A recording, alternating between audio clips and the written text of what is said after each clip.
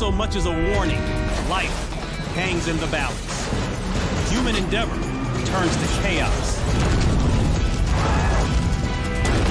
And within seconds, nothing will ever be the same. Ever. Get ready to experience some of the most destructive mayhem ever captured on camera.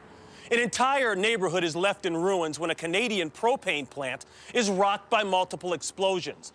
And a sheriff chases a violent twister as it chews a path of destruction through a small Texas town. This is your warning. This is not a test. This is Destroyed in Seconds.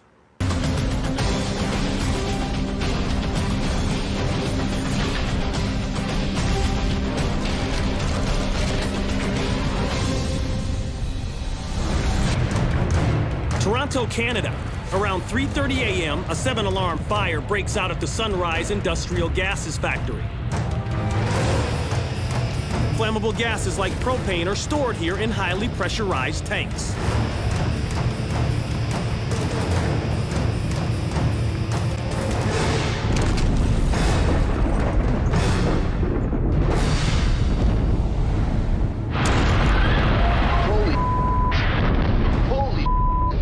Explosions spread fires across the entire factory grounds. What the? One blast creates a powerful shockwave, which can be seen rippling through the atmosphere. Holy.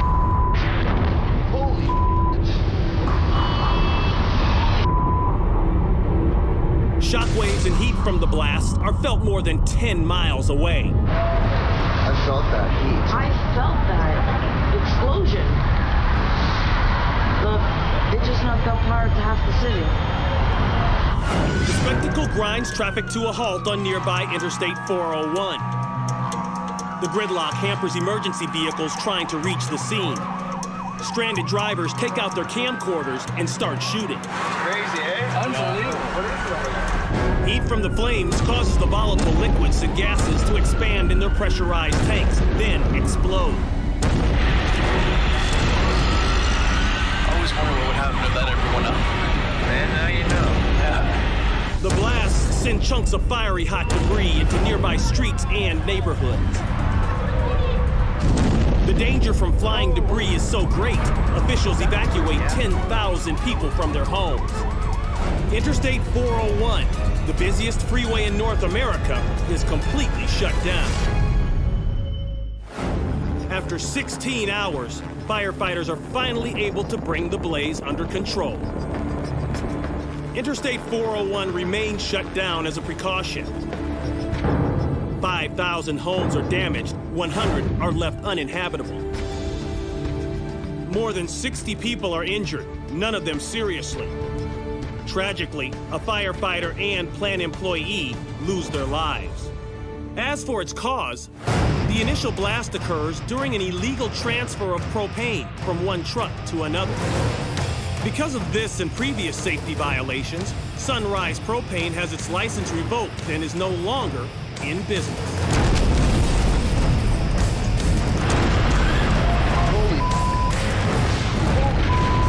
Bel Air, Texas. Police get word that a truck driver has caused an accident and is now fleeing the scene in his big rig. 34, I'm behind him. When police try to block the trucker's escape, he merely rams the cruiser out of the way. Just hit a car, just hit one of our cars. Car hit my patrol car. He almost completely tears off the car's rear bumper. Yeah, I'm fine. My car's tore up, but I'm fine. Going southbound 59, southbound.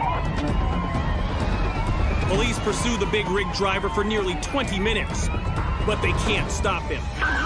16, still moving. Luckily, it looks like the traffic can. 16, we're coming up on heavy traffic. 316, that's clear, coming up on heavy traffic. Traffic is completely stopped up ahead of us on the freeway. This driver is not ready to give up.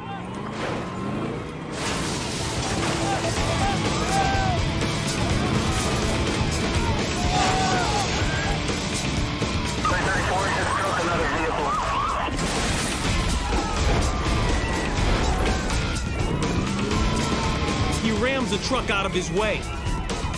and pushes one car on top of another.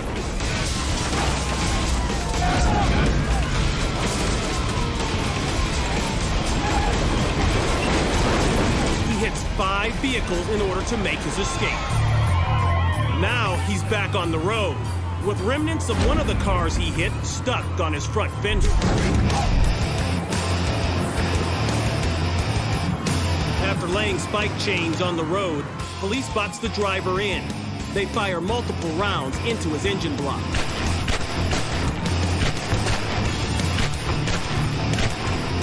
.316 clear, taking it to the grass.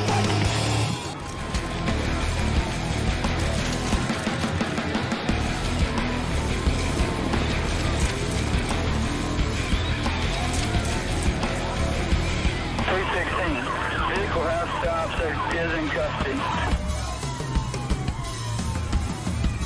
It takes almost 30 law enforcement vehicles to stop this trucker, something these vehicles couldn't.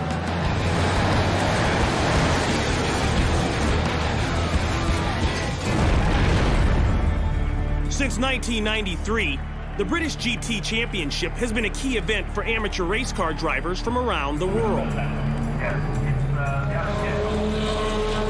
GT race cars are souped-up versions of street cars. The interiors are stripped to save weight. Racers can modify the suspension, engine, and body. Today in Cheshire, England, 28 drivers are racing at the Oulton Park circuit. Driver Hunter Abbott is in car 55, a 300 horsepower Jannetta G50 GT. During his 5 seasons racing in the GT, Abbott has been lucky. He's never had the misfortune of rolling a car. But on lap 8 of this 17-lap race, his luck is about to change.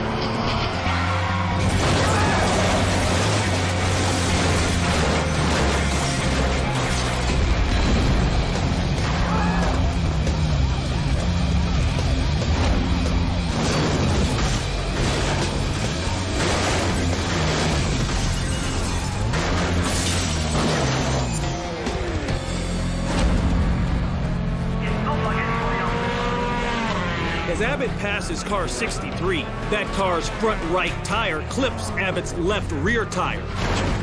The hit sends Abbott's 1,700-pound Jannetta out of control. The car flips end over end, then barrel rolls downhill.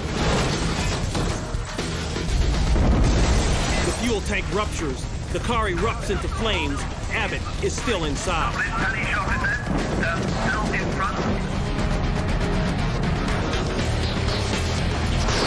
Seen from Hunter's point of view, he smashes through a metal fence. He begins to roll. His windshield shatters. A hose snaps. The Jannetta disintegrates around him. Emergency crews scramble to put out the blaze. Abbott is able to pull himself out of the wreck. The crewman with the extinguisher finally realizes Abbott is in trouble.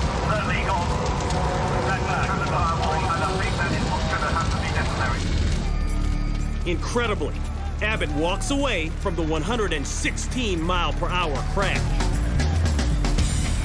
You probably can't see with the cap on, but I have a sort of few burns on the top of my forehead and things, and across my nose. As soon as I realised there's a flame licking across the front of my face, I pulled my visor down as quick as I could to stop any more flames from getting in. Although Abbott escapes this horrific crash with only minor injuries, the car is a $75,000 loss.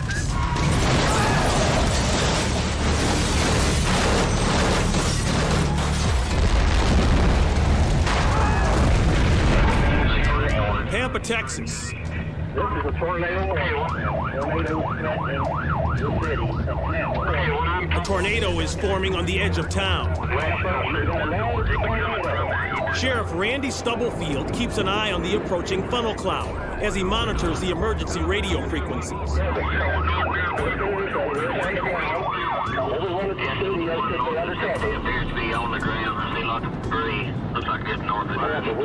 It is on Price Road on the ground. When he heads out to get a better look, what he finds is bigger than he expects. Got it? Hey. This twister is a category F4. Inside its massive vortex, winds are cranked up to as high as 260 miles per hour. I'm right here with them, 100 yards from it, Debbie. It is moving to the northeast. Its capacity for destruction is astounding. Get everybody inside. This is one big...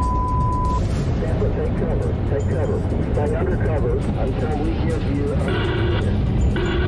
He's only getting bigger all the time. As Sheriff Stubblefield watches, the tornado begins to move into the city of 20,000. It's just right now headed in towards Pampa. This thing has gotten larger and larger. It's debris all over the place, and it's definitely coming around in the southwest corner of the city. Going into the city at this time. Electric arcs flash as power lines snap. Residents retreat to their storm shelters as the tornado tears apart every building in its path. It's coming in. Cars, trucks, even a full-size RV are sucked up and tossed through the air.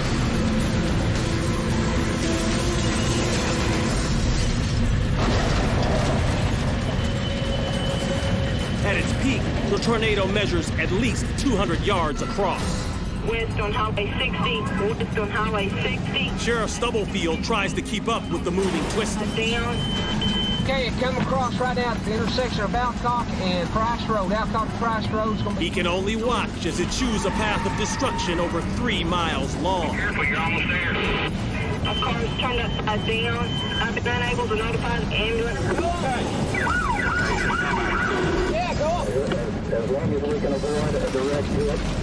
Finally, the violent storm begins to lose its force. In its wake, 43 houses and 23 businesses are leveled. Countless trees and cotton fields are destroyed. Hundreds of homes and businesses are damaged. An estimated 1,000 people are out of work. The cost of the destruction is nearly $20 million. The tornado sends 5 people to the hospital, including an 18-year-old shocked by a downed power line. Because of local preparedness for violent storms just like this, thankfully, there are no fatalities. Russia's St. Petersburg Air Show. After wowing spectators with a variety of aerial maneuvers, the pilot of this M12 helicopter decides to add one final trick to his performance. While most helicopters land with some horizontal movement, this pilot is going to attempt a straight-down vertical landing with no horizontal movement.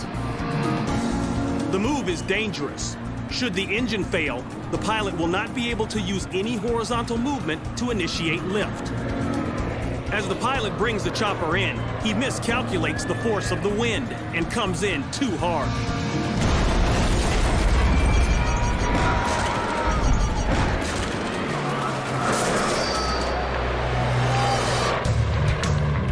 The 6,000-pound helicopter slams to the ground and tips just feet from the crowd. The rotor blades hit the ground and splinter, sending shards flying in all directions. Luckily, the pilot is able to escape before the chopper bursts into flames. Neither the pilot nor anyone in the crowd is injured in the crash.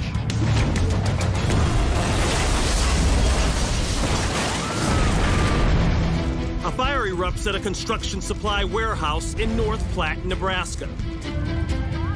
As fire crews assess the situation, a freight train passes dangerously close to the blaze.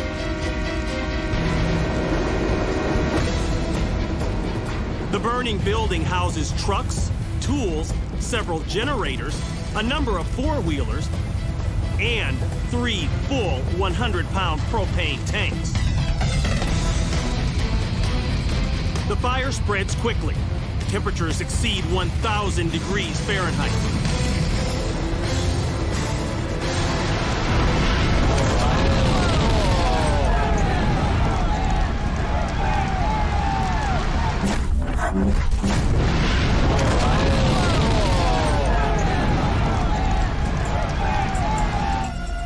The structure burns down to the foundation, destroying everything inside. No one on the ground or in the passing train is injured. The warehouse was unoccupied at the time of the massive fire and explosions. Total damages are estimated at $300,000. The most likely cause for the inferno, an electrical short circuit.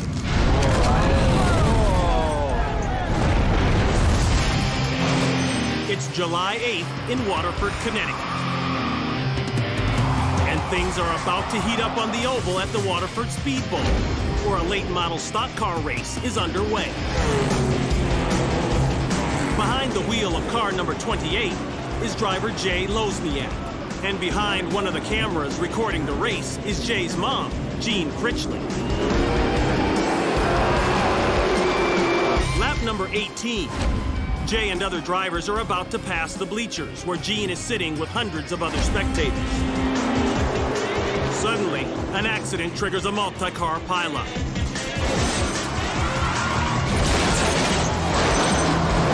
His car is then somersaulting his way down the track.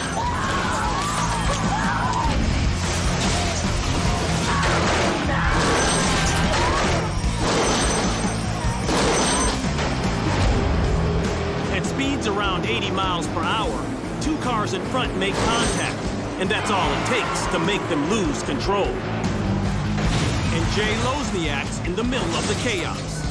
The passenger side of his car lifts off the pavement, and he begins to roll.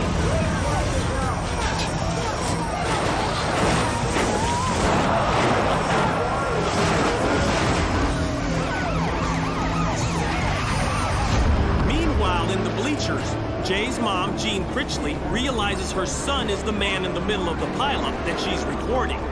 Still rolling tape without realizing it, Jean's screams of horror are being recorded.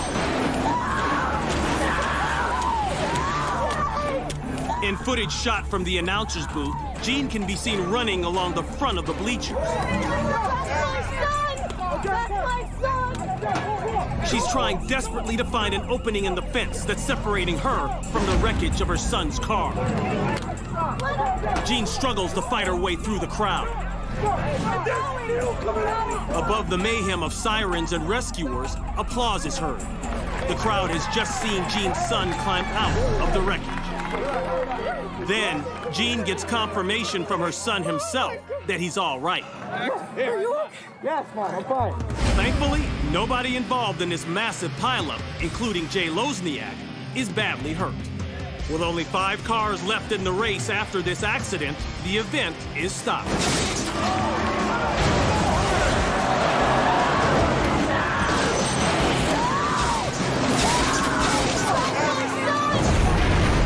Montevideo, Uruguay. A pair of Argentine racers in a double-hulled 2-seat speedboat shift into high gear. Suddenly, they find themselves unable to steer. This buoy marks where they're supposed to turn left.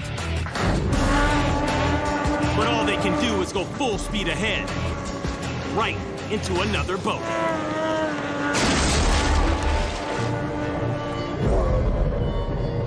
Due to a mechanical failure, they can't stop, slow down, or veer off their course. The 2 racers plow into the judge's boat and spear it straight through the hull, nearly breaking it into 2 pieces. Both boats begin to sink. Rescuers arrive on scene as the men try to salvage their gear. But the boats are sinking so fast, they can barely stay above water. Panic ensues. The men scramble for anything that will keep them afloat. Finally, a rescue dinghy arrives. One man not wearing a life preserver struggles to stay afloat on a piece of debris. All the survivors are plucked safely from the water. The accident leaves behind 2 demolished boats and 2 very frustrated racers. I'm Ron Pitts, and we'll see you next time on Destroyed in Seconds.